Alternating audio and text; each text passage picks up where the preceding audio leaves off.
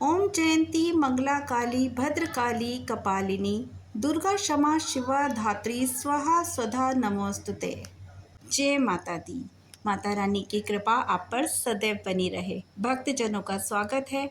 आज हम कर रहे हैं श्री दुर्गा सप्तशती का अध्याय नंबर 8। अध्याय 8 के अंतर्गत हम करेंगे रक्त बीज वध। महर्षि मेघा ने कहा, चंड और मुंड नामक असुरों के मारे जाने से, बहुत सी सेना के नष्ट हो जाने से असुरों के राजा प्रतापी शुंभ ने क्रोध युक्त होकर अपनी संपूर्ण सेना को युद्ध के लिए तैयार होने की आज्ञा दे दी। उसने कहा, अब उदयुद्ध नामक 86 असुर सेनापति अपनी सेनाओं के साथ युद्ध के लिए जाएं और कुंभ नामक 84 सेनापति भी युद्ध के लिए जाएं और कोटि वीर्य नामक 50 सेनापति भी घोम्रकुल नाम के 100 सेनापति प्रस्थान करें। कालक, दोहार्द, मौर्य और कालके और यह दैत्य भी मेरी आज्ञा से सजकर युद्ध के लिए कूच करें। भयानक शासन करने वाला असुरों का स्वामी शुंभ इस प्रकार आज्ञा देकर बहुत बड़ी सेना के साथ युद्ध के लिए चला। उसकी सेना को अपनी ओर आता देखकर चंडिका ने अपनी धनुष की टंकोर से पृथ्वी और आकाश के बीच का भाग गुंजा दिया। हे राजन, इसके पश्चात देवी के सिंह ने दहाड़ना आरंभ कर दिया और अंबिका के घंटे के शब्दों ने उसकी ध्वनि को और भी बढ़ा दिया।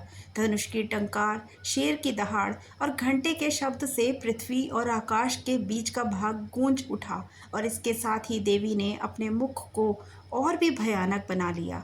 ऐसा भयंकर शब्दों को सुनकर राक्षसी सेना ने देवी तथा उसके सिंहों को चारों ओर से घेर लिया। हे राजन, उस समय दैत्यों का नाश के लिए और देवताओं के हित के लिए ब्रह्मा, शिव, कार्तिकेय, विष्णु तथा इंद्र आदि देव की शक्तियाँ जो अत्यंत पराक्रम और बल से संपन्न थी, उनके शरीर से निकल कर उसी रूप में चंडिका देवी के पास गई। देवता का जैसा रूप था, जिसका जैसे आभूषण थे और जैसा वाहन था, वैसा ही रूप, आभूषण और वाहन लेकर उन देवताओं की शक्तियाँ दैत्यों से युद्ध करने के लिए आई। हंस युक्त विमान पर बैठकर रुद्राक्ष की माला तथा कमंडल धारण करके ब्रह्मा जी की शक्ति आई। वृषभ पर सवार होकर, हाथ में त्रिशूल लेकर, महानाग का कंकण पहनकर और चंद्र रेखा से विभूषित होकर भगवान शंकर की शक्ति महेश्वरी आई और मोर पर आरूढ़ होकर हाथ में शक्ति लिए दैत्यों से युद्ध करने के लिए कार्तिकेय जी की शक्ति उन्हीं का रूप धारण करके आई। भगवान विष्णु की शक्ति गरुड़ पर सवार होकर शंख, चक्र, शंख, गदा, धनुष और खड्ग हाथ में लिए हुए आई। श्री हरि की शक्ति वाराह का शरीर धारण करके आई और नरसिंह के समान शरीर धारण करके उनकी शक्ति नरसिंही भी आई। उनकी गर्दन के झटकों से आकाश के तारे टूट पड़ते थे और इसी प्रकार देवराज इंद्र भी शक्ति इंद्री ऐरावत के ऊपर सवार होकर आई। पश्चात इन देवी शक्तियों से घिरे हुए भगवान शंकर ने चंडिका से कहा, मेरी प्रसन्नता के लिए तुम शीघ्र ही इन असुरों को मारो। इसके पश्चात देवी के शरीर में से अत्यंत उग्र रूप वाली और सैकड़ों गदड़ियों के समान आवाज करने वाली चंडिका शक्ति प्रकट हुई। उस अपराजिता देवी ने धूमिल जटा वाले भगवान श्री शंकर जी से कहा, हे प्रभु, आप मेरी ओर से दूत बनकर शुंभ और निशुंभ के पास जाइए और अत्यंत गर्वीले दैत्यों से कहिए तथा उनके अतिरिक्त और जो भी दैत्य वहाँ युद्ध के लिए उपस्थित हो, उनसे भी कहिए कि जो तुम्हें अपने जीवित रहने की इच्छा हो तो त्रिलोकी का राज्य इंद्र को दे दो। देवताओं को उनका यज्ञ भाग मिलना आरंभ हो जाए और तुम पाताल की ओर लौट जाओ। किंतु यदि बल के गर्व से तुम्हारी लड़ने की इच्छा हो तो फिर आ जाओ। तुम्हारे मांस से मेरी योगिनियाँ तृप्त होंगी। चूँकि उस देवी ने भगवान शंकर को दूत का कार्य में नियुक्त किया था, इसलिए वह संसार में शिवदूती के नाम से विख्यात हुई। भगवान शंकर से देवी का संदेश पाकर उन दैत्यों ने क्रोध की कोई पार न रहा। वे जिस स्थान पर देवी विराजमान थी वहीं पहुंच गए और जाने के साथ ही उन पर बाणों और शक्तियों की वर्षा करने लगे। देवी ने उनके फेंके हुए बाणों, शक्तियों, त्रिशूल और फरसों को अपने बाणों से काट दिया और काली देवी उस देवी के साथ आके लड़ खड़ी होकर शत्रुओं को त्रिशूल से विदीर्ण करने लगी और खटवांग से कुचलने लगी। ब्राह्मणी जिस तरफ दौड़ती थी उसी तरफ अपने कमंडल का जल छिड़ककर दैत्यों के वीर्य बल को नष्ट कर देती थी। इसी प्रकार महेश्वरी त्रिशूल से, वैष्णवी चक्र से और अत्यंत कोप वाली कौमारी शक्ति द्वारा असुरों को मार रही थी। इंद्री के बाजू के प्रहार से सैकड़ों दैत्य रक्त की नदियां बहाए हुए पृथ्वी पर ही सो गए। वाराही ने कितने ही राक्षसों को अपनी थूथन द्वारा मृत्यु के घाट उतार दिया। दाढ़ों के अग्रभाग से कितने ही राक्षसों को छाती को चीर डाला और चक्र की चोट से कितनों को ही विदीर्ण करके धरती पर डाल दिया। बड़े बड़े राक्षसों को नरसिंही अपने नखों से विदीर्ण करके भक्षण कर रही थी और सिंहनाद से चारों दिशाओं की ओर गूंजती हुई रणभूमि में विचर कर रही थी। शिवदूती के प्रचंड अट्टहास से कितने ही दैत्य भयभीत होकर पृथ्वी पर गिर पड़े और उनके गिरते ही वह उनको भक्षण कर गई। इस तरह क्रोध में भरे हुए मात्र गणों द्वारा नाना प्रकार के उपायों से बड़े बड़े असुरों को मरते हुए देखकर राक्षसी सेना भाग खड़ी हुई और उनको इस प्रकार भागता देखकर रक्तबीज नामक महापराक्रमी राक्षस क्रोध में भरकर युद्ध के लिए आगे बढ़ा। उसके शरीर से रक्त की बूंदें पृथ्वी पर जैसे ही गिरती थी वैसे ही शरीर वाला बलवान दैत्य पृथ्वी से उत्पन्न हो जाता था। रक्तबीज गदा हाथ में लेकर इंद्री के साथ युद्ध करने लगा। जब इंद्र शक्ति ने अपने वज्र से उसे मारा तो घायल होने के कारण उसके शरीर से बहुत सा रक्त बहने लगा और उसकी प्रत्येक बूंद से उसके समान ही बलवान महापराक्रमी अनेकों दैत्यों भयंकर रूप से प्रकट होने लगे। वह सब दैत्य बीज के समान ही बलवान तेज वाले थे। वह भी भयंकर अस्त्र शस्त्र लेकर देवियों के साथ लड़ने लगे। जब इंद्री के वज्र प्रहार से उसके मस्तक पर चोट लगी और रक्त बहने लगा तो उसमें से हजारों ही पुरुष उत्पन्न हो गए। वैष्णवी ने एक चक्र से, इंद्री ने गदा से रक्त बीज को चोट पहुंचाई और वैष्णवी के चक्र से घायल होने पर उसके शरीर से जो रक्त बहा उससे हजारों महाअसुर उत्पन्न हो गए। उसके द्वारा वह जगत व्याप्त हो गया। कौमारी ने शक्ति से, वाराही ने खड्ग से और महेश्वरी ने त्रिशूल से उसको घायल किया। इस प्रकार क्रोध में भरकर उस महादैत्य ने सब मात्र शक्तियों को पृथक पृथक गदा से प्रहार किया और माताओं ने शक्ति तथा शूल इत्यादि से उसको बार बार घायल किया।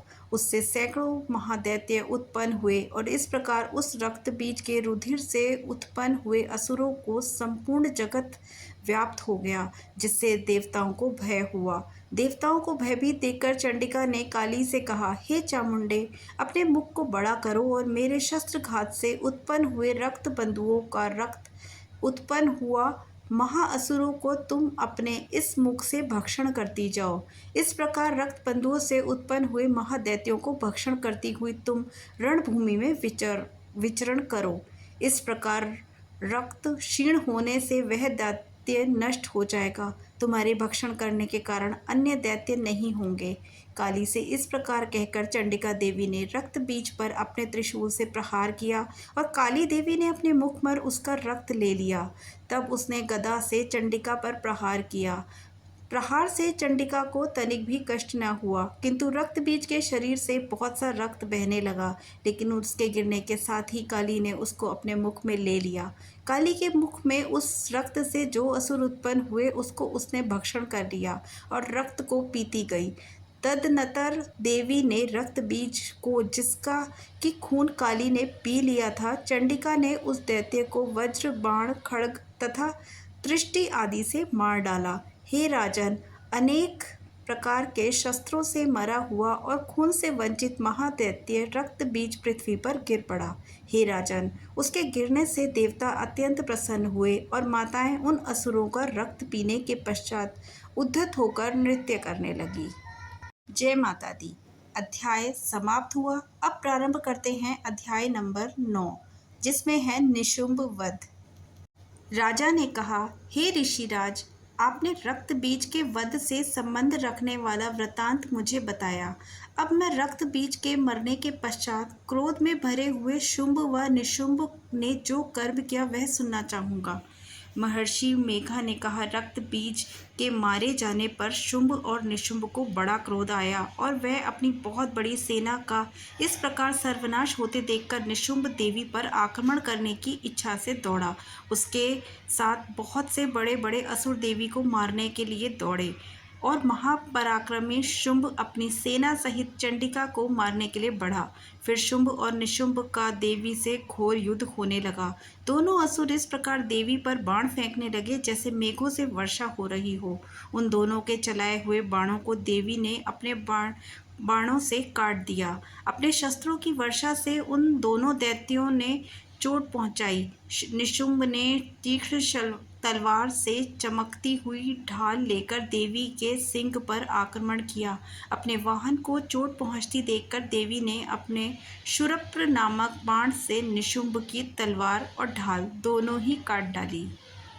तलवार और ढाल कट जाने पर निशुंभ ने देवी पर शक्ति से प्रहार किया। देवी ने अपने चक्र से उसके 2 टुकड़े कर दिए। फिर क्या था, दैत्य मारे क्रोध के जल भुन गया और उसने देवी को मारने के लिए उसकी ओर शूल फेंका, किंतु देवी ने अपने मुक्के से उसको चूर चूर कर डाला। फिर उसने देवी पर गदा से प्रहार किया। देवी ने त्रिशूल से गदा को भस्म कर डाला। इसके पश्चात वह फरसा हाथ में लेकर देवी की ओर लपका। देवी ने अपने तीखे बाणों से उसे धरती पर सुला दिया। अपने पराक्रमी भाई निशुंभ के इस प्रकार मरने पर शुंभ क्रोध में भरकर देवी को मारने के लिए दौड़ा। वह रथ में बैठा हुआ उत्तम आयुधों से सुशोभित अपनी 8 बड़ी बड़ी भुजाओं से सारे आकाश को ढके हुए था। शुंभ को आते देख देवी ने अपना शंख बजाया और धनुष की टंकोर का भी अत्यंत दुस्सह शब्द किया। साथ ही अपने घंटे का शब्द से जो संपूर्ण दैत्य सेना के तेज को नष्ट करने वाला था, संपूर्ण दिशाओं में व्याप्त कर दिया। इसके पश्चात देवी के सिंह ने भी अपनी दहाड़ से, जिसे सुन बड़े बड़े बलवानों का मत चूर चूर हो जाता था, आकाश, पृथ्वी और 10 दिशाओं को पूरित कर दिया। फिर आकाश में उछलकर काली ने अपने दांतों तथा हाथों को पृथ्वी पर पटका। उसके ऐसा करने से ऐसा शब्द हुआ जिससे कि उससे पहले के सारे शब्द शांत हो गए। इसके पश्चात शिवदूती ने अपने असुरों के लिए भय उत्पन्न करने वाला उट्ठाहास किया, जिसे सुनकर दैत्य थर्रा उठे और शुंभ को बड़ा क्रोध हुआ। फिर अंबिका ने उसे कहा, अरे दुष्ट, खड़ा रह। कहा हो आकाश से सभी देवता जय हो बोल उठे। शुंभ ने वहां आकर ज्वालाओं से युक्त एक अत्यंत भयंकर शक्ति छोड़ी, जिसे आता देखकर देवी ने अपनी महोलका नामक शक्ति से काट डाला। हे राजन, फिर शुंभ के सिंहनाद से तीनों लोग व्याप्त हो गए और उसकी प्रतिध्वनि से ऐसा घोर शब्द हुआ जिससे इससे पहले के सब शब्द शांत हो गए।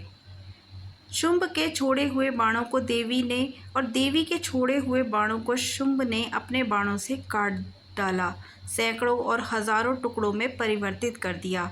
इसके पश्चात जब चंडिका ने क्रोध में शुंभ को त्रिशूल से मारा तो वह मूर्छित होकर पृथ्वी पर गिर पड़ा।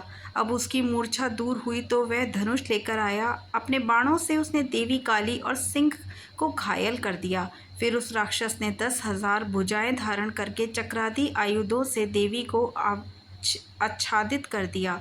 तब भगवती दुर्गा ने कुपित होकर अपने बाणों से उन चक्रों तथा बाणों को काट डाला। यह देखकर निशुंभ हाथ में गदा लेकर चंडिका को मारने के लिए दौड़ा। उसके आते ही देवी ने तीक्ष्ण धार वाले खड्ग से उसकी गदा को काट डाला।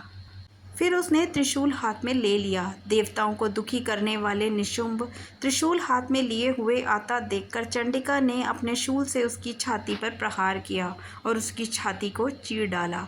शूल विदीर्ण हो जाने पर उसकी छाती में से एक उसके जैसा ही महापराक्रमी दैत्य ठहर जा कहता हुआ निकल आया। उसको देखकर देवी ने बड़े जोर से ठहाका लगाया। अभी वह निकलने भी न पाया था कि उसका सिर अपनी तलवार से काट डाला। सिर के कटने के साथ ही वह पृथ्वी पर गिर पड़ा। तदनंतर सिंह दहाड़ दहाड़ कर असुरों को भक्षण करने लगा और काली शिवदूती भी राक्षसों का रक्त पीने लगी। कौमारी की शक्ति से कितने ही महादैत्य नष्ट हो गए। ब्रह्मा जी के कमंडल से जल से कितने ही असुर समाप्त हो गए। कई दैत्य महेश्वरी के त्रिशूल से विदीर्ण होकर पृथ्वी पर गिर पड़े और वैराही के प्रहारों से छिन्न छिन्न होकर धराशायी हो गए। वैष्णवी ने भी अपने चक्र से बड़े बड़े महापराक्रमियों का कचुम्बर निकालकर उन्हें यमलोक भेज दिया और इंद्री से कितने ही महाबली राक्षसों के टुकड़े टुकड़े हो गए। कई दैत्य मारे गए, कई भाग गए। कितने ही काली शिवदूती और सिंह ने भक्षण कर लिए। इसका अगला अध्याय हम अगले वीडियो में पढ़ेंगे। माँ काली आपका कल्याण करे। जय माता दी।